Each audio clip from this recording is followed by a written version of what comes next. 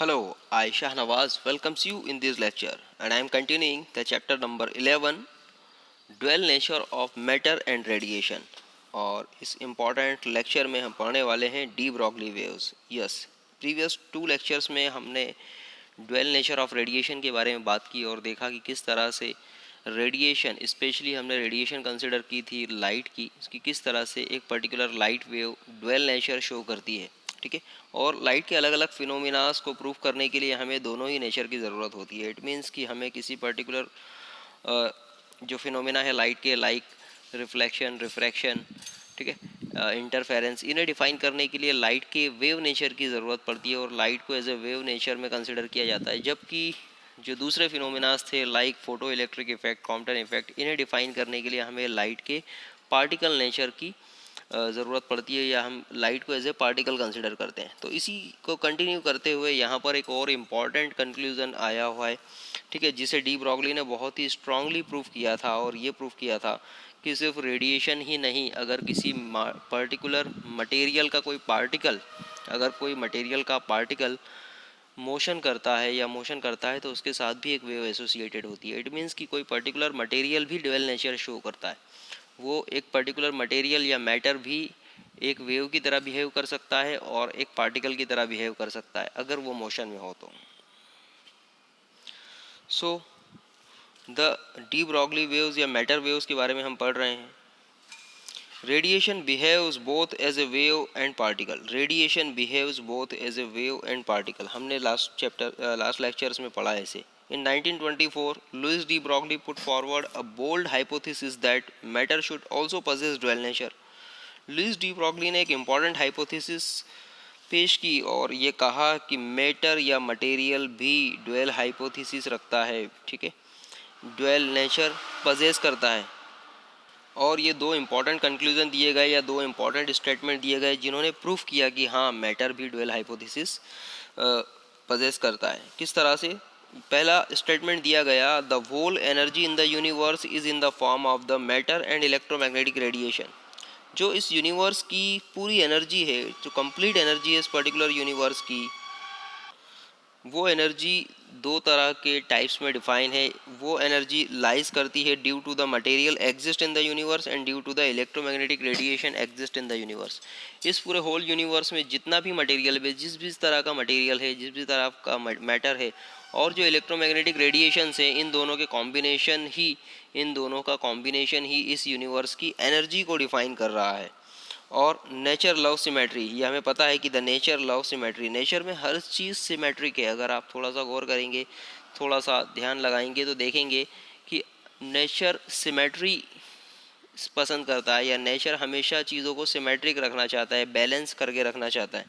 और as the radiation has got the dual nature, और अगर रेडिएशन ड्वेल नेचर शो कर रहा है या रेडिएशन ड्वेल नेचर पजेस करके रखता है तो डेफिनेटली मैटर भी ड्वेल नेचर शो करेगा, मैटर भी ड्वेल नेचर पजेस करके रखेगा, क्योंकि पूरा होल यूनिवर्स की जो एनर्जी है वो मैटर और रेडिएशन की वजह से, और नेचर सिमेट्री को पसंद करता है या नेचर जो है वो सिमेट्री को एग्जिबिट करता है हमेशा। और ऑब्वियसली अगर उन दो इम्पॉर्टेंट जो बिल्डिंग ब्लॉक है, दो इम्पॉर्टेंट जो कंपोनेंट है इस यूनिवर्स के, वो हैं मैटर और रेडिएशन, उनमें से अगर रेडिएशन ड्वेल नेचर पजेस करता है या ड्वेल नेचर शो करता है, सो ऑब्वियसली यहाँ पर मैटर भी ड्वेल नेचर को शो करेगा या एग्जिबिट करेगा।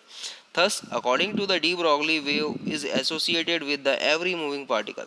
ठीक है, तब डी ब्रॉगली ने कहा कि जितने भी मूविंग पार्टिकल है, हम यहाँ पर सिर्फ और सिर्फ फोटोन की बात नहीं कर रहे हैं, जैसा कि लास्ट टू लेक्चर्स में हमने फोटोन को रेफरेंस लिया हमेशा और फोटोन को पर कॉन्सेंट्रेट किया। अब यहाँ पर डी ब्रॉगली ने फोटोन से थोड़ा सा आगे बढ़कर हर पर्टिकुलर मटेरियल के पार्टिकल की बात की कि सिर्फ फोटोन ही नहीं, इस मटेरियल, किसी भी पर्टिकुलर मटेरियल या मैटर से एसोसिएटेड कोई भी पार्टिकल अगर है और वो पार्टिकल अगर मोशन में है तो ऑब्वियसली उस पार्टिकल के साथ में एक वेव एसोसिएटेड होगी।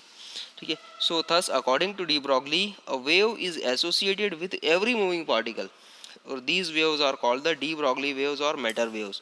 और क्योंकि ये जो वेव्स हैं वो वेव्स एक मटेरियल के पार्टिकल से एसोसिएटेड हैं, इसलिए इसे मैटर वेव कहा जाएगा। और क्योंकि इस मैटर वेव को इन्वेंट किया या डिफाइन किया या इंट्रोड्यूस किया मिस्टर डी ब्रॉगली ने, इसलिए उनके रिस्पेक्ट में इसे डी ब्रॉगली वेव भी कहा गया।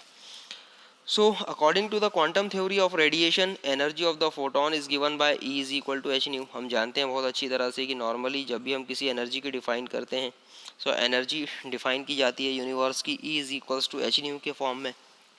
आइंस्टाइन का कॉन्सेप्ट है, आइंस्टाइन ने दिया था इस फॉर्मूले को। So E is equal to h nu according to the quantum theory of radiation energy of the photon represent कर रहा है।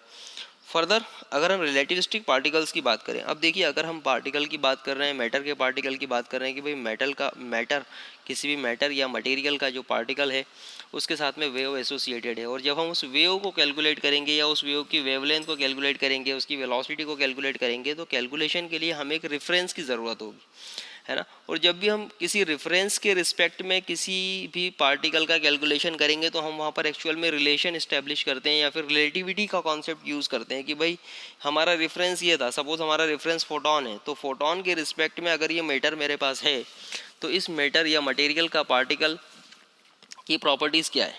अगर फोटोन की वेलोसिटी ये है तो ऑब्वियसली इस पर्टिकुलर फोटोन के रिस्पेक्ट में इस मटेरियल की प्रॉपर्टी क्या है या इसकी वेलोसिटी क्या है। इसी तरह से अगर मैं बोल रहा हूँ कि फोटोन के रिस्पेक्ट में कोई वेव एसोसिएटेड है या फिर फोटोन से कोई वेव एसोसिएटेड है, सो इस वेव के रिस्पेक्ट में इस मटेरियल से एसोसिएटेड जो पार्टिकल है उससे एसोसिएटेड जो वेव है उसकी वेवलेंथ क्या होगी। तो इस तरह से ऐसे बहुत सारे जब भी हम कंक्लूजन्स देते हैं तो हमेशा हमें एक रेफरेंस की ज़रूरत पड़ती है या फिर हम एक रिलेशन या रिलेटिविटी का कॉन्सेप्ट यूज़ करते हैं। तो इसी तरह से अगर हम किसी रिलेटिविस्टिक पार्टिकल की बात करें जिसके रिस्पेक्ट में हम कैलकुलेशंस करेंगे या जिसे हम रेफरेंस मानेंगे, तो ऑब्वियसली वो हमेशा हम फोटोन ही कंसिडर करेंगे, ठीक है, फोटोन ही कंसिडर करेंगे। So energy of the relativistic particle की अगर हम बात करें, किसी भी रिलेटिविस्टिक पार्टिकल, ऑब्वियसली हम यहाँ पर फोटोन कंसिडर कर रहे हैं, तो energy of the relativistic particle की बात करें सो वो होगी, दी जाएगी E is equals to square root of m zero square into c to the power 4 plus p square into c square. Obviously यहाँ पर एम जीरो क्या है, m zero is a mass of the photon in stationary position. जब photon motion नहीं कर रहा है, जब फोटोन मोशन नहीं कर रहा है, फोटोन स्टेशनरी है, तब उसका मास क्या है, ठीक है। सी इज अ स्पीड या वेलोसिटी ऑफ द फोटोन, या ऑब्वियसली ये किसके इक्वल है, वेलोसिटी ऑफ द लाइट के, इसलिए यहाँ पर सी लिखा हुआ है।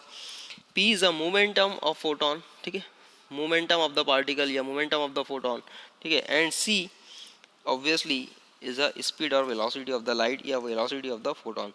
सो ऑब्वियसली इसके लास्ट लेक्चर में हमने एक कंक्लूजन में देखा था कि नॉर्मली जो फोटोन होता है वो एक रेस्टलेस पार्टिकल, ठीक है, ऑब्वियसली वो पार्टिकल कभी रेस्ट में होता ही नहीं, रेस्ट में एग्जिस्ट ही नहीं करता। ऑब्वियसली फोटोन कभी रेस्ट में एग्जिस्ट करता ही नहीं, वो हमेशा मोशन में होता है, तो इसलिए रेस्ट मास उसका एम जीरो क्या होगा, हमेशा ज़ीरो। हम जब एग्जिस्ट ही नहीं करता तो एम जीरो की वैल्यू क्या होगी, ज़ीरो। इट मीन्स कि रेस्ट में हमेशा उसके मास जो होगा वो ज़ीरो होगा।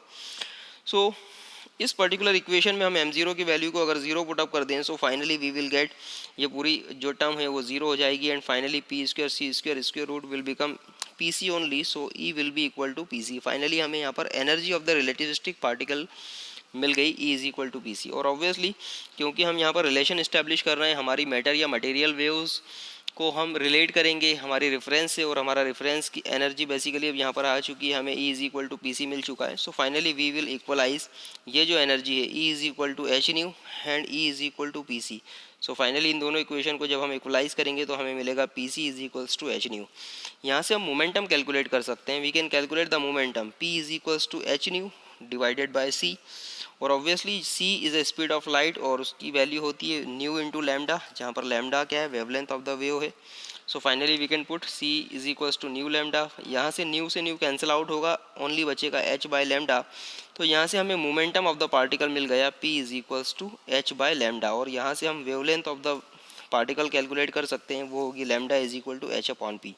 सो wavelength of the photon is normally given by lambda is equals to h upon p. और यहाँ पर एच क्या है हम सभी को पता है, हमने लास्ट लेक्चर में भी डिस्कस किया था, ये है Planck constant, h is a Planck constant. So de Broglie asserted that this equation is completely a general formula and applies to the photon as well as the other moving particles, ठीक है। ये जो formula है D Broglie ने कहा था और इसे प्रूफ किया था कैलकुलेशन से कि जो लैम्डा है, lambda is equal to h by p, सिर्फ फोटोन के लिए ही लिमिटेड नहीं है, ये हर पर्टिकुलर पार्टिकल के लिए प्रूव्ड है। जितने भी पर्टिकुलर किसी भी मटेरियल से एसोसिएटेड जो पार्टिकल्स होंगे जो मोशन में होंगे उन सभी के लिए यहाँ पर lambda is equal to h by p proved है।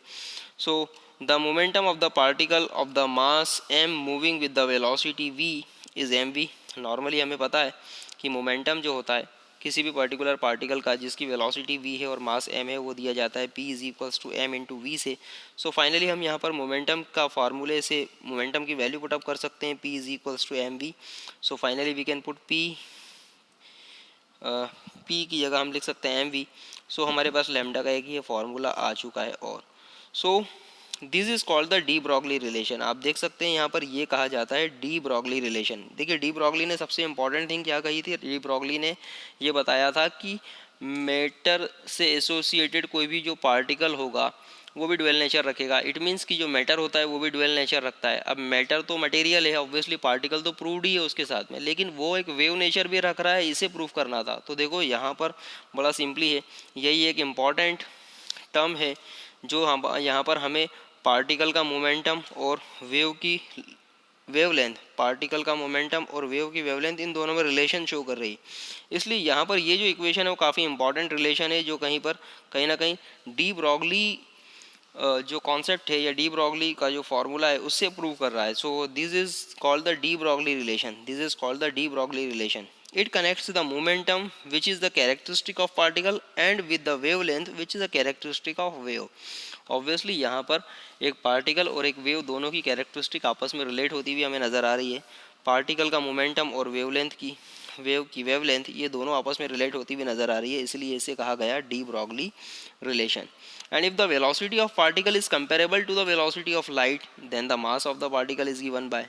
ठीक है, और अगर हम बात करें कि जो पार्टिकल की वेलोसिटी है अगर वो लाइट की वेलोसिटी के ऑलमोस्ट इक्विवेलेंट हो, जैसा हमने फोटोन की वेलोसिटी को लाइट के इक्विवेलेंट माना था, उसी तरह से अगर हम माने कि सपोज अगर कोई पार्टिकल इतनी तेज़ी से मोशन कर रहा है कि उसकी velocity almost equivalent to the velocity of light है, तो उस केस में उस पार्टिकल का जो मास है, मास इन द मोशन, याद रहे हम किसकी बात कर रहे हैं, मास इन द मोशन, कि जब पार्टिकल मोशन कर रहा है तब उस दौरान उस पार्टिकल का मास क्या होगा, वो होगा m is equal to m zero divided by 1 minus v square by c square. यहाँ पर m जीरो क्या है, obviously it is a rest mass of the particle. It means कि जब पार्टिकल रेस्ट में है तब उस वक्त उसका मास क्या होगा, m जीरो होगा यहाँ पर। So m zero divided by the 1 minus v square by c square. So substituting for the mass m of the particle in the equation, हम ये मास की जो फाइनल वैल्यू है या जो इक्वेशन है वो हम इस particular equation lambda is equal to h upon m v में जब पुटअप करेंगे, so finally we will get the relation lambda is equal to h square root of the 1 minus v square by c square upon m zero upon v. सो ये एक important relation आ गया de Broglie relation, जो हमें कुछ important conclusion यहाँ पर दे रहा है। और देखिए क्या कंक्लूजन दे रहा है। सबसे पहला conclusion, lighter the particle greater is the de Broglie wavelength. हम यहाँ पर देख सकते हैं इजीली जो वेवलेंथ है वो किसी भी पार्टिकल के मास के इन्वर्सली प्रोपोर्शनल है। हम देख सकते हैं lambda wavelength is inversely proportional to the mass. तो ऑब्वियसली यहाँ पर हम कह सकते हैं कि कोई भी पार्टिकल जितना हल्का होगा, जितना कम मास वाला होगा, उससे एसोसिएटेड उसकी जो वेवलेंथ होगी वो उतनी ज़्यादा होगी। ठीक है, so lighter the particle greater is the de Broglie wavelength, wavelength उतनी ज़्यादा होगी उसकी, डी ब्रॉगली वेवलेंथ उतनी ज़्यादा होगी। सेकंड कंक्लूजन हमें यहाँ पर जो मिल रहा है वो है faster the particle moves smaller is its de Broglie wavelength.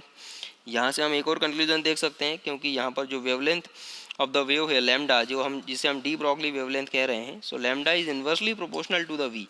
मतलब वेलोसिटी किसी पार्टिकल की जितनी ज़्यादा होगी, किसी पार्टिकल की वेलोसिटी जितनी ज़्यादा होगी उससे एसोसिएटेड उसकी वेव की वेवलेंथ उतनी कम होगी। ठीक है, so faster the particle moves smaller is its de Broglie wavelength. And again the third conclusion is this, the de Broglie wavelength of the particle is independent of the charge or the nature of the particle। obviously हम यहाँ पर देख सकते हैं easily कि किसी भी particle के यहाँ पर चार्ज से रिलेटेड बात नहीं हो रही है, उसकी मैग्नेटिक प्रॉपर्टी से रिलेटेड कोई टर्म यहाँ पर हमें नज़र नहीं आ रही, यहाँ पर हमें किसी पॉलरिटी नज़र नहीं आ रही, पॉजिटिव निगेटिव। तो ऑब्वियसली यहाँ से ये प्रूफ होता है कि पार्टिकल कोई भी हो, किसी भी नेचर का हो, चाहे वो पॉजिटिव हो, चाहे वो नेगेटिव हो, चाहे वो मैग्नेटिक प्रॉपर्टी रखता हो या ना रखता हो, उससे कोई फ़र्क नहीं पड़ता। सो डी ब्रॉगली वेवलेंथ जो होगी वो कभी भी चार्ज के इन पोलराइज्ड नेचर, मतलब पॉजिटिव नेगेटिव एंड मैग्नेटिज्म की प्रॉपर्टी पर डिपेंड नहीं करती। The matter waves are not electromagnetic in nature. इससे प्रूफ हो रहा है कि जो मैटर वेव्स होती है हमारी वो इलेक्ट्रोमैग्नेटिक नेचर की नहीं होती। किसी भी पर्टिकुलर पार्टिकल से एसोसिएटेड जो भी वेव्स होगी या मैटर वेव्स होगी या डी ब्रॉगली वेव्स होगी वो कभी भी इलेक्ट्रोमैग्नेटिक नेचर की नहीं होगी। Electromagnetic waves are produce only due to the या only by the accelerated charge particles. ठीक है, इलेक्ट्रोमैग्नेटिक जो वेव्स होती है उसे हमेशा जब भी जनरेट किया जाता है उसके लिए हमें किसी चार्ज पार्टिकल को एक्सेलरेट करना पड़ता है हाई पोटेंशियल के इन्फ्लुएंस में। यहाँ पर हम ऐसा किसी कुछ भी नहीं कर रहे हैं कि हम किसी पार्टिकल को एक्सेलरेट कर रहे हैं। ठीक है, सो इसलिए यहाँ पर डीप इलेक्ट्रोमैग्नेटिक वेव्स जनरेट नहीं हो रही है और सिंपली हम कह सकते हैं कि जो मैटर वेव्स होती है या फिर डीप ब्रॉगली वेव्स होती है वो नॉर्मली इलेक्ट्रोमैग्नेटिक नेचर नहीं रखती। अब normally the calculation shows that velocity of the de Broglie wave associated with the moving particle is greater than the velocity with which the particle moves. ठीक है, normally जो calculations होते हैं, जो calculations किए जाते हैं उसमें ये देखा गया कि जो डी ब्रॉगली वेव्स है, it means D Broglie waves की जो वेलोसिटी होगी, किसी भी पर्टिकुलर कोई पार्टिकल अगर मोशन कर रहा है तो उसकी जो वेलोसिटी है और उससे एसोसिएटेड जो वेव की वेलोसिटी है उसमें कुछ डिफरेंस देखा गया। ठीक है, और नॉर्मली अगर मैं ऐसा कह रहा हूँ कि किसी भी पर्टिकुलर पार्टिकल के साथ में अगर कोई वेव एसोसिएटेड है, अगर कोई पर्टिकुलर पार्टिकल मोशन कर रहा है और उसके साथ में कोई वेव एसोसिएटेड है तो so there should be the equivalency in the velocity of the particle and the wave. ठीक है, इट मीन्स कि जो पार्टिकल की वेलोसिटी है वो उससे एसोसिएटेड जो मैटर वेव है उससे मैच होनी चाहिए। बट यहाँ पर ऐसा नहीं है। जब हम कैलकुलेशंस को देखते हैं, हमारे पास जो हमने फार्मूले डिराइव किए और इनसे जब हम डिफरेंट डिफरेंट कैलकुलेशंस निकालते हैं तो ये देखा गया कि डी ब्रॉगली वेव्स की जो वेलोसिटी है वो नॉर्मली पार्टिकल की जो वेलोसिटी होती है उससे ज़्यादा पाई गई, इससे ज़्यादा पाई गई। तो अब यहाँ पर अगर हम इस कॉन्सेप्ट को लेकर चलें तो फिर कहीं ना कहीं जो पार्टिकल है वो उसकी वेव्स के साथ में पिछड़ जाएगा। इट मीन्स मैच नहीं होगा, और मैच नहीं होगा तो हम ये नहीं कह सकते हैं कि फिर हमेशा पार्टिकल के साथ में वेव रहेगी, क्योंकि यहाँ पर वेलोसिटीज़ में डिफरेंस आ गया। कहीं ना कहीं जाकर दोनों अलग हो सकते हैं। तो ऑब्वियसली यहाँ पर ऐसा नहीं है, क्योंकि पार्टिकल की वेलोसिटी यहाँ पर एक अलग टर्म है और उससे एसोसिएटेड वेव की वेलोसिटी एक अलग टर्म है। लेकिन हम यहाँ पर ये कंसिडर कर रहे हैं कि जो वेव है वो वेव हमेशा एग्जिस्ट करती है पार्टिकल के मोशन की वजह से। अगर पार्टिकल मोशन कर रहा है तो वेव एग्जिस्ट कर रही है। तो फिर यहाँ पर जाकर कुछ और कंक्लूजन्स आए। So therefore it was difficult to conceive as how the de Broglie waves are associated with the particle if the large number of waves of the frequencies differing by the very small amount of the are superimposed, a wave packet is formed. The velocity of the wave packet is found to be the same as that of the particle. Therefore, the plausible solution of the problem is that moving particle is associated with the wave packet rather than the wave. ठीक है, so finally इस तरह का जो conclusion आया वो ये दिया गया कि नॉर्मली जब भी कोई पर्टिकुलर वेव्स, जब भी कोई पर्टिकुलर मैटर जब भी कोई पर्टिकुलर मैटर या मटेरियल मोशन कर रहा है तो उससे एसोसिएटेड जो वेव्स है वो एक वेव नहीं है, ऐसी नंबर ऑफ वेव्स हैं, बहुत सारी वेव्स हैं जो आपस में अलग अलग फ्रिक्वेंसीज़ की हैं, छोटी जिनमें फ्रिक्वेंसी डिफरेंस बहुत ही माइनर है। और ये वेव्स जब आपस में सुपर इम्पोज हो रही है तो बेसिकली ये एक वेव पैकेट को फॉर्म कर रही है। और ऑब्वियसली ये अगर एक वेव पैकेट को फॉर्म कर रही है तो हम यहाँ पर कह सकते हैं कि जो नॉर्मली वेव्स हैं, जो पार्टिकल्स हैं, वो पार्टिकल्स किसी वेव के साथ में एसोसिएटेड नहीं है बल्कि एक वेव पैकेट के साथ में एसोसिएटेड है। सो मैटर पार्टिकल या मटेरियल पार्टिकल किसी पर्टिकुलर वेव के साथ में एसोसिएट ना होकर एक वेव पैकेट के साथ में एसोसिएटेड है। और वो वेव पैकेट कोई एक पर्टिकुलर सिंगल वेव को डिफाइन नहीं कर रहा, वहाँ पर नंबर ऑफ वेव्स हैं जो ऑब्वियसली उस पर्टिकुलर पार्टिकल से ही एसोसिएटेड हैं और वो आपस में सुपर इम्पोज होकर एक वेव पैकेट को फॉर्म कर रही है। अब जब मिस्टर हैंसबर्ग आए, ठीक है, ऑब्वियसली यहाँ पर एक ये थोड़ा सा मॉडिफाई कॉन्सेप्ट हमें मिला इसके पहले, क्योंकि हम बस जस्ट यही पढ़ रहे हैं कि जब भी कोई पार्टिकल मोशन करेगा तो उसके साथ में एक वेव एसोसिएटेड होगी। लेकिन क्योंकि जब वेव पैकेट वाला कॉन्सेप्ट आया तो इस वेव पैकेट वाले कॉन्सेप्ट को हैंसबर्ग ने और ज़्यादा मजबूती दी। हैंसबर्ग के जो एक्सपेरिमेंट्स थे या उनके जो कैलकुलेशंस थे, उनकी जो हाइपोथेसिस थी, उसने इस वेव पैकेट वाले कॉन्सेप्ट को और ज़्यादा मजबूती दी या और ज़्यादा स्ट्रांगली प्रेजेंट किया। हैंसबर्ग का अनसर्टेनिटी प्रिंसिपल जो था वो काफ़ी इंपॉर्टेंट रहा इस पर्टिकुलर कॉन्सेप्ट को प्रूव करने के लिए। So Heisenberg uncertainty principle also leads to the same conclusion a moving particle is associated with a wave packet. ठीक है, हैंसबर्ग का जो अनसर्टेनिटी प्रिंसिपल था उसने ये कंक्लूड किया कि जो मूविंग पार्टिकल हमेशा एक वेव पैकेट के साथ में एसोसिएटेड होता है, ना कि एक वेव के। ठीक है, क्या था अनसर्टेनिटी प्रिंसिपल हैंसबर्ग का? उन्होंने कहा कि it is impossible to simultaneously know the exact position and linear momentum of the object of an object. Obviously यहाँ पर ऑब्जेक्ट जो है वो क्या है, एक पार्टिकल है। उन्होंने कहा कि अगर कोई पार्टिकल मोशन कर रहा है और वो पार्टिकल मोशन कर रहा है और उसके साथ में एक वेव एसोसिएटेड है, तो हम साइमल्टेनियसली उस पार्टिकल का मोमेंटम और उसकी एग्जैक्ट पोजीशन का अंदाज़ा नहीं लगा सकते या पता नहीं लगा सकते। ऑब्वियसली यहाँ पर कुछ ना कुछ अनसर्टेनिटी होगी, अनिश्चितता होगी कि भाई पार्टिकल कहाँ है, उसकी एग्जैक्ट लोकेशन शायद इस पर्टिकुलर रेंज में हो सकती है, या फिर वो पार्टिकल जो है वो इस पर्टिकुलर मोमेंटम से मोशन कर रहा है, ठीक है। सो ऑब्वियसली जब भी हम मोमेंटम की बात करेंगे तो मोमेंटम एक्चुअली रिलेट करता है सीधे सीधे वेलोसिटी से। तो मैं सिंपल टर्म्स में ये कह सकता हूँ कि अगर हैंसबर्ग ने सिंपली ये कहा कि अगर कोई पार्टिकल मोशन कर रहा है तो उस पार्टिकल की एग्जैक्ट पोजीशन और उसकी एग्जैक्ट वेलोसिटी का एक साथ पता नहीं लगाया जा सकता। हमेशा इनमें कुछ ना कुछ अनसर्टेनिटी होगी। हमेशा हम एग्जैक्ट लोकेशन नहीं बता पाएंगे, कुछ अनसर्टेनिटी बताएंगे कि शायद पार्टिकल इस रेंज से इस रेंज के बीच में लाई करता है, या फिर हम वेलोसिटी की बात करेंगे तो हम एग्जैक्ट वेलोसिटी की बात नहीं कर पाएंगे और हम कहेंगे कि पार्टिकल जो है वो सपोज़ इस पर्टिकुलर वेलोसिटी से इस पर्टिकुलर वेलोसिटी के बीच में मोशन कर रहा है। और ऑब्वियसली जब इस तरह के कंक्लूजन्स आए, मतलब एक पर्टिकुलर पार्टिकल की आप एक सिंगल वेलोसिटी ना बताकर एक पर्टिकुलर रेंज ऑफ वेलोसिटी की जब बात करने लगे, तो फिर वहाँ पर अनसर्टेनिटी की बात हुई कि यार यहाँ पर पार्टिकल की वेलोसिटी में अनिश्चितता है, अनसर्टेनिटी। तो यहाँ से ये भी समझ में आया कि अगर पार्टिकल की वेलोसिटी में अनिश्चितता या अनसर्टेनिटी है, इट मीन्स कि यहाँ पर इससे एसोसिएटेड जो वेव्स हैं उनकी वेलोसिटीज़ भी अलग अलग होगी फिर।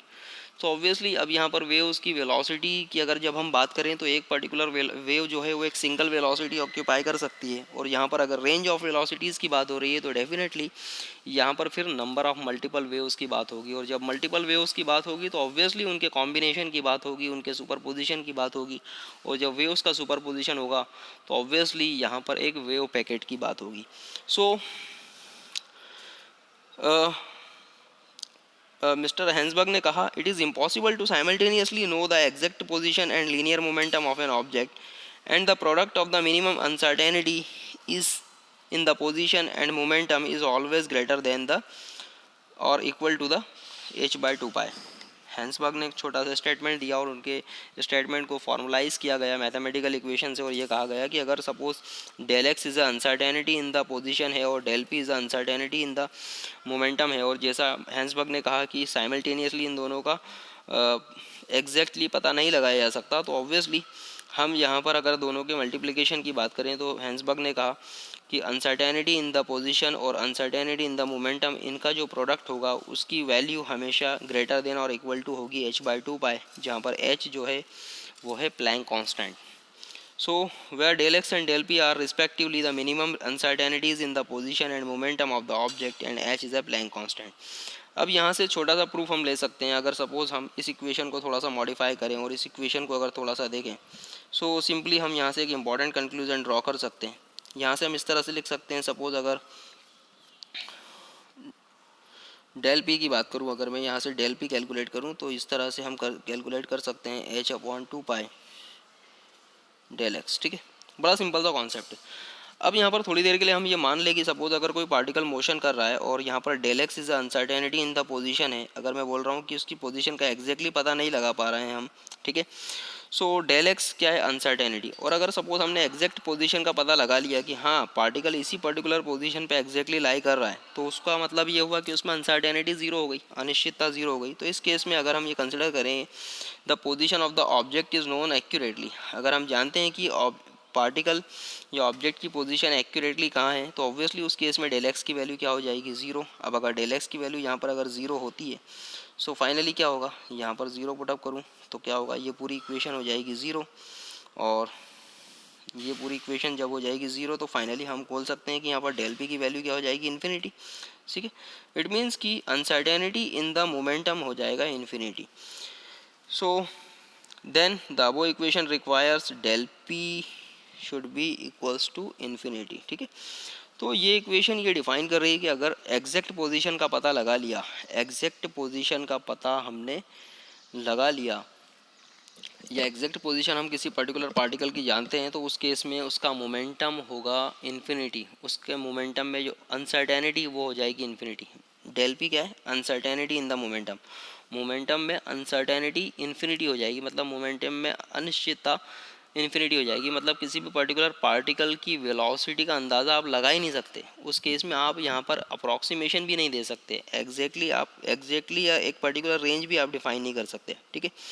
सो therefore for both the del x and del p are non zero, ठीक है, such that their product is equal to h upon two pi. So इसलिए यहाँ पर डेल पी और डेल एक्स क्या होते हैं, नॉर्मली दोनों नॉन जीरो क्वांटिटीज़ होती है और उनका जो प्रोडक्ट होता है वो हमेशा एच बाई टू पाई से या तो बराबर होता है या इससे बड़ा होता है।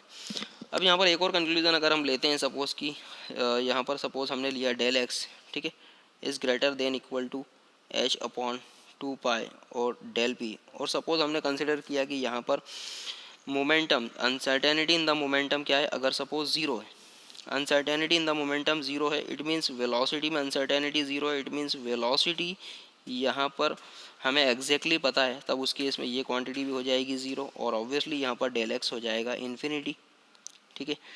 अब डेल एक्स की वैल्यू इन्फिनिटी का मतलब ये है, अगर सपोज़ हमें वेलोसिटी एग्जैक्टली पता है किसी भी पर्टिकुलर पार्टिकल की, तब हम ऑब्वियसली ये कहेंगे कि इसमें अनसर्टेनिटी इन्फिनिटी हो गई, उसकी लोकेशन को लेकर अनसर्टेनिटी इन्फिनिटी हो गई, ठीक है, ठीक है। Now suppose the particle has a definite momentum, ठीक है, डेफिनेट मोमेंटम, उसकी अनसर्टेनिटी ज़ीरो है, किसी भी पार्टिकल की वेलोसिटी अगर हमें एग्जैक्टली पता है, मतलब उसके मोमेंटम में जो अनसर्टेनिटी है, अनिश्चितता है, वो क्या होगी, ज़ीरो होगी। Then from the de Broglie relation it follows that it will have the definite wavelength h lambda is equal to h by p. It means अगर वेलोसिटी हमें पता है तो एग्जैक्टली हम उसकी वेवलेंथ का कैलकुलेशन भी कर सकते हैं। उस ऑब्वियसली हमें पता होगा कि उस पर्टिकुलर पार्टिकल की वेवलेंथ क्या है, ठीक है। और अगर डेफिनेटली डेल पी की वैल्यू यहाँ पर ज़ीरो हो जाए, तब यहाँ पर डेल एक्स की वैल्यू क्या हो रही है, इन्फिनिटी हो रही है। अब मतलब यहाँ पर उसकी लोकेशन को लेकर, उनकी पोजीशन को लेकर जो अनिश्चितता है, जो अनसर्टेनिटी है, वो क्या हो गई, यहाँ पर इन्फिनिटी हो गई। इट मीन्स कि अब आप उसकी लोकेशन का पता लगा ही नहीं सकते कि एक्चुअल में वो पार्टिकल कहाँ पर एग्जिस्ट करता है। इवन यहाँ पर आप रेंज भी डिफाइन नहीं कर सकते कि यहाँ पर जो पार्टिकल है उस पार्टिकल की पोजीशन कहाँ पर होगी, इस पर्टिकुलर रेंज से इस पर्टिकुलर रेंज के बीच में कहाँ पर लाई करेगा। इट मीन्स आप समझ गए होंगे कि अगर यहाँ पर वेलोसिटी का एग्जैक्ट पता हमें है तो हम यहाँ पर पोजीशन का पता नहीं लगा सकते, और अगर पोजीशन का एग्जैक्ट पता है तो ऑब्वियसली हम यहाँ पर वेलोसिटी का पता नहीं लगा सकते। इसीलिए यहाँ पर जो हैंसबर्ग ने ये कहा था कि हम साइमल्टेनियसली पोजीशन और वेलोसिटी का पता लगा ही नहीं सकते, और यही बेसिकली अनसर्टेनिटी प्रिंसिपल था। और इसी ने प्रूफ किया, किस तरह से प्रूफ किया, डी ब्रॉगली वेवलेंथ को या वेव पैकेट वाले कॉन्सेप्ट को। It implies that a wave of the definite wavelength x tends all over the space, ठीक है। इट मीन्स अगर डेल पी की वैल्यू ज़ीरो हो रही है, इट मीन्स कि एक पर्टिकुलर रेंज में यहाँ पर हमारा अगर पार्टिकल लाई कर रहा है, और वो रेंज कितनी है, इन्फिनिटी है, डेल एक्स की वैल्यू यहाँ पर इन्फिनिटी है। So it implies that particle is not localised in any finite region. It means कि जो पार्टिकल है वो किसी फाइनाइट रीजन में लाई नहीं कर रहा, वो इन्फाइनाइट रीजन में लाई कर रहा है, चारों तरफ फैला हुआ है, उसकी पोजीशन का पता ही नहीं है। और ऑब्वियसली जब चारों तरफ फैला हुआ है वो, तो ऑब्वियसली हर पर्टिकुलर पोजीशन पर इससे एसोसिएटेड कोई ना कोई वेव होगी। इट मीन्स कि यहाँ पर नंबर ऑफ वेव्स होगी उस पर्टिकुलर पार्टिकल से एसोसिएटेड, इसलिए हम यहाँ पर नंबर ऑफ वेव्स का कॉम्बिनेशन वेव पैकेट हमेशा कंसिडर करते हैं। So in other words the uncertainty is in the position is infinite which is inconsistent with the uncertainty principle. It therefore requires that a particle is not associated with the matter wave of the definite wavelength, but it is associated with the wave packet extending over the finite region of the space. तो इस particular concept ने ये proof किया कि particle किसी एक particular wave से associate ना होकर एक पर्टिकुलर वेव पैकेट से एसोसिएट होता है। तो काफ़ी इंपॉर्टेंट कंक्लूजन था ये हैंसबर्ग का। अब चलिए एक न्यूमेरिकल की बात करते हैं। सो न्यूमेरिकल कहा पूछा जा रहा है हमसे, what is the de Broglie wavelength of the 3 kilogram object moving with the speed of 2 metre per second. एक ऑब्जेक्ट है या एक पार्टिकल है जिसकी स्पीड है या जिसकी वेलोसिटी है 2 मीटर पर सेकेंड, और उसका मास दिया है हमें 3 किलोग्राम। हमसे पूछा है इसकी डी ब्रॉगली वेवलेंथ बताइए, मतलब जब ये मोशन कर रहा है पार्टिकल, सो इस पार्टिकल से एसोसिएटेड जो डी ब्रॉगली वेव्स होगी उसकी वेवलेंथ क्या होगी। ऑब्वियसली हमें पता है lambda de Broglie wavelength is equals to होता है h/m/v। हमें यहाँ पर प्लैंक कांस्टेंट h की वैल्यू पता है 36 × 6 टू 10⁻⁻34। मास की वैल्यू ऑलरेडी दी हुई है किलोग्राम में, इसलिए 3, एंड यहाँ पर वेलोसिटी हमें दी है मीटर पर सेकंड में 2। ऑब्वियसली हम यहाँ पर जब वैल्यूज़ को पुटअप करेंगे सो फाइनली हमें लैम्डा मिल जाएगा in terms of metre 1.1 10⁻⁻34 metre. ये होगी डी ब्रॉगली वेवलेंथ। कितनी छोटी वेवलेंथ है आप समझ सकते हैं। अब अगर हम डी ब्रॉगली वेवलेंथ किसी चार्ज पार्टिकल के लिए कैलकुलेट करें, ऑब्वियसली किसी चार्ज पार्टिकल के लिए अगर हम डी ब्रॉगली वेवलेंथ कैलकुलेट करते हैं और वो चार्ज पार्टिकल है सपोज इलेक्ट्रॉन, सो वो क्या होगी? So consider an electron of the mass m and the charge e is accelerated through the potentiometer v। Suppose कोई पर्टिकुलर चार्ज पार्टिकल है इलेक्ट्रॉन, उसे किसी पर्टिकुलर पोटेंशियल के इन्फ्लुएंस में रखा हुआ है और वो पोटेंशियल है v। ऑब्वियसली जब किसी चार्ज पार्टिकल को पोटेंशियल के इन्फ्लुएंस में रखा जाता है तो वो एक्सेलरेट होता है, और ऑब्वियसली एक्सेलरेट हो रहा है इट मीन्स कि मोशन कर रहा है, उसकी एक वेलोसिटी है। सो ऑब्वियसली यहाँ पर उस पर्टिकुलर पार्टिकल की जो एनर्जी है ऑब्वियसली यहाँ पर इलेक्ट्रॉन की जो एनर्जी होगी वो दी जाएगी E is equals to E into v, it means electron volt में दी जाएगी। और ऑब्वियसली वो पार्टिकल मोशन कर रहा है इट मीन्स उसमें एक काइनेटिक एनर्जी होगी, सो उसकी kinetic energy E will be given by half m v square. किसी भी पार्टिकल की जो काइनेटिक एनर्जी दी जाती है वो होती है half m v square. So obviously यहाँ पर जो इलेक्ट्रॉन है जो एक्सेलरेट होकर मोशन कर रहा है in the influence of the potential difference V, उसकी नॉर्मल जो एनर्जी है वो है E is equal to E V, जो उसने पजेस की है ड्यू टू द एक्सेलरेशन। ठीक है, और ऑब्वियसली जब एक्सेलरेशन से जो उसने एनर्जी पजेस की है वही एनर्जी डिफाइन कर रही है उसकी काइनेटिक एनर्जी को भी, ऑब्वियसली वो है हाफ एम वी स्क्वायर। यहाँ से हम वेलोसिटी अगर कैलकुलेट करना चाहें तो v कैलकुलेट कर सकते हैं, that will become twice of E by m। Obviously यहाँ से डी ब्रॉगली वेवलेंथ अगर हम कैलकुलेट करें कि अगर ये ऐसे इलेक्ट्रॉन मोशन कर रहा है और इसकी एक डी ब्रॉगली वेवलेंथ होगी, सो यहाँ से लैम्डा इज इक्वल्स टू होता है h बाय एम वी, जो अभी हमने जस्ट इसके पहले वाले टॉपिक में प्रूफ किया था। सो यहाँ से हम अगर वेलोसिटी की वैल्यू को पुटअप करें इस इक्वेशन में तो फाइनली हमें मिलेगा lambda is equals to h upon square root of the 2m into E. So ये हमें एक रिलेशन मिल गया डी ब्रॉगली वेवलेंथ का एक चार्ज पार्टिकल या इलेक्ट्रॉन के लिए। ऑब्वियसली यहाँ पर जो एनर्जी ऑफ द इलेक्ट्रॉन है वो है इलेक्ट्रॉन वोल्ट, जो कि उसने due to the acceleration achieve की है in the influence of the potential difference v। So E is equals to हो गया E इंटू वी, हम यहाँ पर जब पुटअप करेंगे E is equals to E into V, so finally we will get the relation lambda is equals to h upon square root of the 2m e v। यहाँ से हमें lambda या wavelength मिल गई, इलेक्ट्रॉन की एक relation मिल रहा है जो हमें ये शो कर रहा है कि अगर इलेक्ट्रॉन मोशन करेगा तो उसकी डी ब्रॉगली वेवलेंथ क्या होगी। यहाँ से हम कैलकुलेट भी कर सकते हैं क्योंकि हमें पता है इलेक्ट्रॉन का मास पता है, हमें इलेक्ट्रॉन के ऊपर चार्ज पता है, हमें प्लैंक कांस्टेंट की वैल्यू पता है। So finally let's put the all values. हमें पता है the mass of the electron is given by 9.1 into 10⁻⁻31 kilogram. Electron के ऊपर जो चार्ज होता है E is equals to 1.6 into 10⁻⁻19 coulomb, and Planck constant हमें पता है that is 6.6 to 10⁻⁻34 joule second. So यहाँ पर हमने वैल्यूज़ को जब पुटअप किया सो फाइनली हमें मिलेगा lambda is equal to 12.27 divided by square root of v multiplied by 10⁻⁻10 metre. और ऑब्वियसली यहाँ पर लैम्डा है इसलिए हमने यूनिट को लिखा है मीटर, क्योंकि लैम्डा या वेवलेंथ को हमेशा मेज़र किया जाता है मीटर्स में। सो यहाँ पर 10⁻⁻10 मीटर का मतलब होता है 1 एंगस्ट्रॉम। सो फाइनली हम इन टर्म्स ऑफ एंगस्ट्रॉम हम लिख सकते हैं lambda is equals to 12.27 divided by square root of v angstrom. So यहाँ पर एक रिलेशन हमें मिल गया। अब अगर हमें पोटेंशियल डिफरेंस की वैल्यू पता हो, अगर हम for example D Broglie wavelength of the electron when accelerated through the potential difference of 100 volt, अगर सपोज हम ये पता करना चाहते हैं कि 100 वोल्ट के इन्फ्लुएंस में जब कोई इलेक्ट्रॉन एक्सेलरेट हो रहा है तो उससे एसोसिएटेड जो डी ब्रॉगली वेव्स होगी उसकी वेवलेंथ क्या होगी। सो हम यहाँ पर v की वैल्यू अगर 100 वोल्ट पुटअप करते हैं तो फाइनली हमें मिलेगा lambda is equal to 1.227 angstrom. तो ऑब्वियसली अगर कोई पर्टिकुलर इलेक्ट्रॉन है एक चार्ज पार्टिकल है वो 100 वोल्ट या 100 वोल्ट पोटेंशियल डिफरेंस के इन्फ्लुएंस में एक्सेलरेट हो रहा है तो उस वक्त उसकी जो वेव्स होगी या उससे एसोसिएटेड जो डी ब्रॉगली वेव्स होगी उसकी वेवलेंथ होगी 1.227 angstrom. So thus the wavelength of the de Broglie waves associated with the 100 electron volt electrons is of the order of wavelength of X-ray. ये जो वेवलेंथ है ये बेसिकली एक्सरे की जो wavelength होती है, एक्स रेज की जो वेवलेंथ होती है उसी के इक्विवेलेंट है। हाउएवर एक्सरे की जो कैरेक्टरिस्टिक होगी वो अलग होगी और इलेक्ट्रॉन वेव्स की जो कैरेक्टरिस्टिक होगी वो अलग होगी, बट हम यहाँ पर एक इक्विवेलेंट वेव को जनरेट कर सकते हैं अगर हम इस पर्टिकुलर कंडीशंस को फॉलो करें तो। सो यहाँ से रिलेटेड एक न्यूमेरिकल भी है, चलिए देखते हैं। Calculate the de Broglie wavelength of an electron of the energy 400 electron volt. किसी इलेक्ट्रॉन की एनर्जी हमें दी हुई है 400 इलेक्ट्रॉन वोल्ट, मतलब ई की वैल्यू हमें दे दी गई है 400 इलेक्ट्रॉन वोल्ट, और इसे हम जूल में कन्वर्ट कर सकते हैं। इलेक्ट्रॉन वोल्ट में ई के लिए वैल्यू पुटअप करें हम, सो ई के लिए वैल्यू है हमारे पास 1.6 इंटू 10⁻⁻19, ठीक है। सो फाइनली हमें जूल में मिल जाएगा E is equals to 6.4 10⁻⁻17 joule. और हमसे कहा है कि calculate the de Broglie wavelength of the electron of energy 400 electron volt. Planck constant की वैल्यू दी हुई है हमें, और mass of the electron already हमें दिया हुआ है, और 1 इलेक्ट्रॉन वोल्ट की वैल्यू हमें ऑलरेडी दी हुई है यहाँ पर, और उसी से हमने 400 इलेक्ट्रॉन वोल्ट को जूल में कन्वर्ट किया है।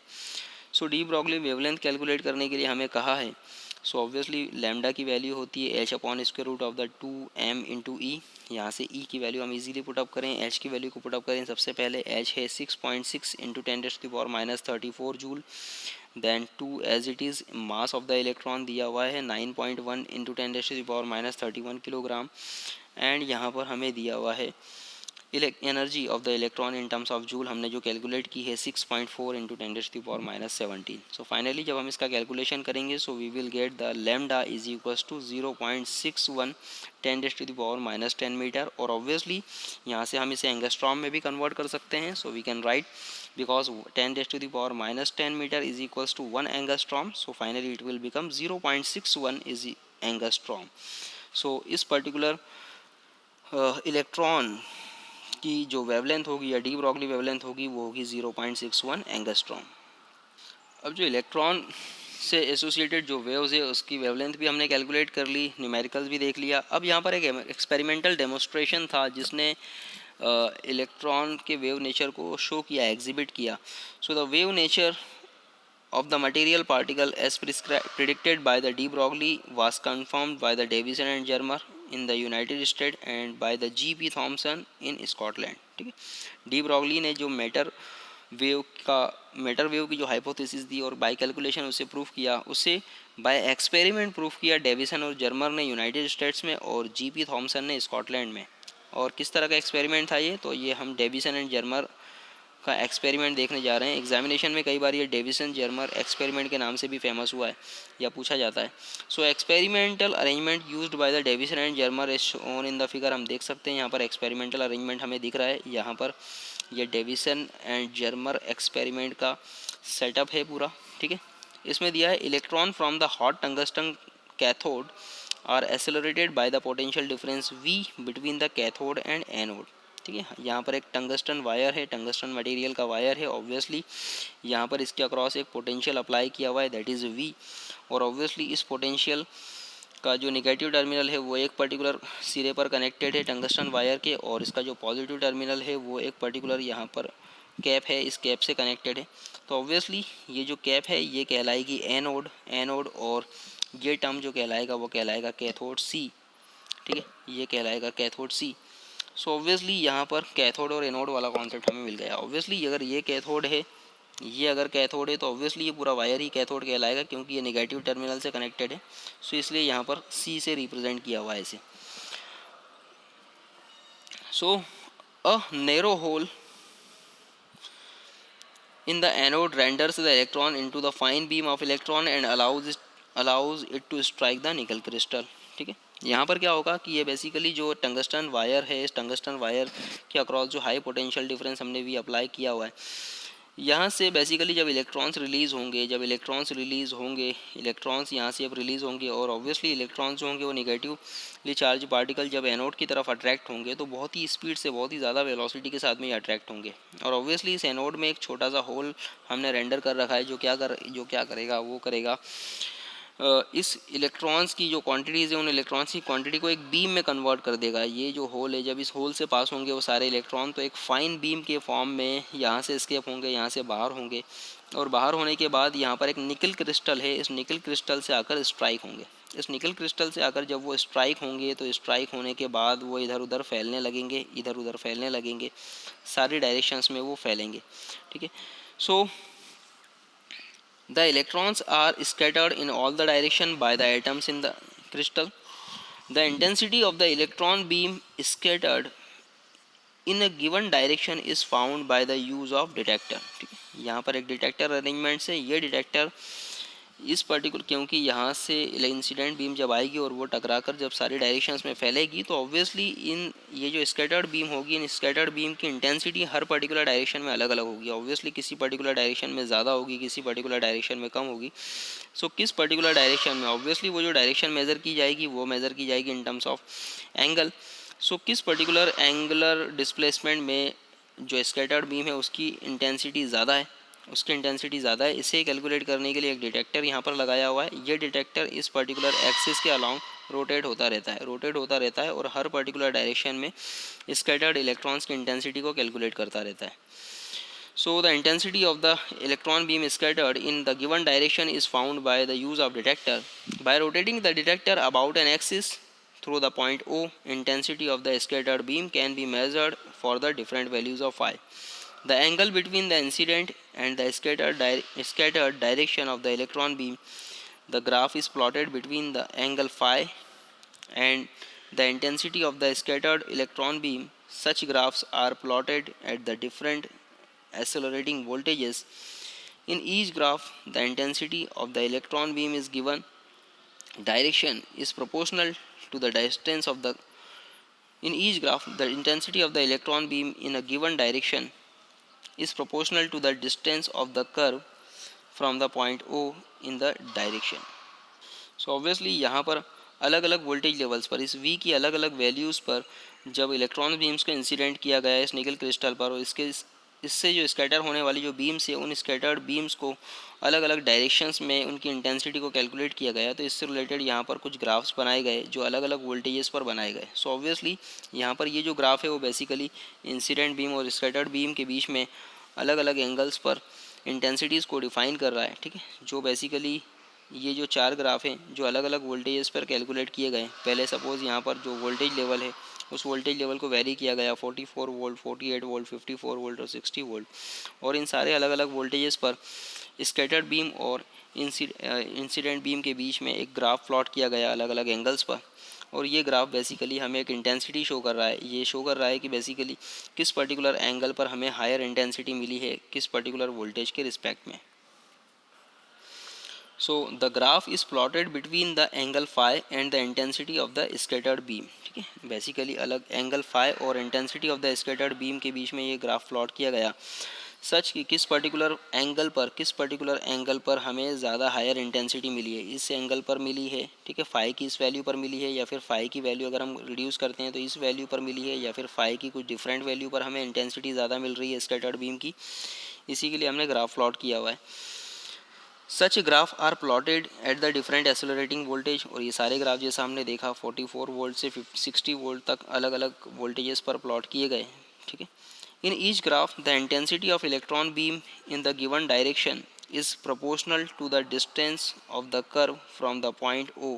ठीक है, हर एक पर्टिकुलर ग्राफ में अगर हम देखें so intensity of the electron beam in the given direction, किसी भी एक डायरेक्शन में इंटेंसिटी ऑफ जो इलेक्ट्रॉन बीम है वो बेसिकली प्रोपोर्शनल है distance of the curve from the point O in that direction. ठीक है, इट मीन्स कि एक पर्टिकुलर डायरेक्शन में अगर हम बात करें इस कर्व की, है ना, इस डिटेक्टर की डिस्टेंस की बात करें इस निकल क्रिस्टल से, सो ऑब्वियसली इस निकल क्रिस्टल से इस डिटेक्टर की जो डिस्टेंस होगी उस पर भी इंटेंसिटी डिपेंड करेगी। तो इसीलिए यहाँ पर जो डिटेक्टर है वो हमेशा हमने हर पर्टिकुलर वोल्टेज के लिए और हर पर्टिकुलर एंगल के लिए इस डिटेक्टर की डिस्टेंस फ्रॉम द पॉइंट वो हमेशा एग्जैक्टली सेम ही रखी है। इसीलिए इसको सर्कुलर मोशन इस तरह से करवाया हुआ है ताकि हर पर्टिकुलर पॉइंट पर या हर पर्टिकुलर पैरामीटर्स के लिए, हर पर्टिकुलर वोल्टेज डिफरेंस या हर पर्टिकुलर एंगल के लिए हमेशा डिटेक्टर की डिस्टेंस इस निकल क्रिस्टल से क्या रहे, एग्जैक्टली सेम ही रहे।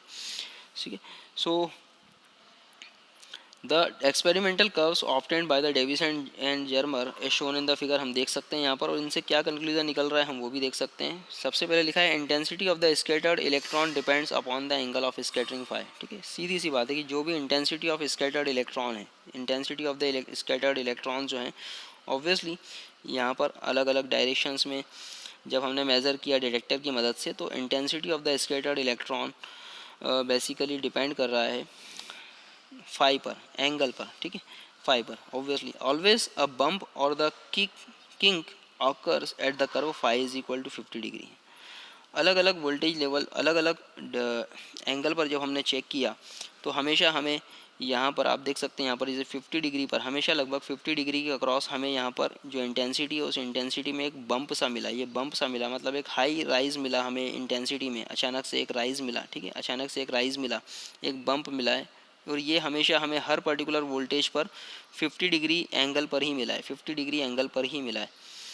सो the size of the bump goes on increasing as the accelerated voltage is increased, ठीक है।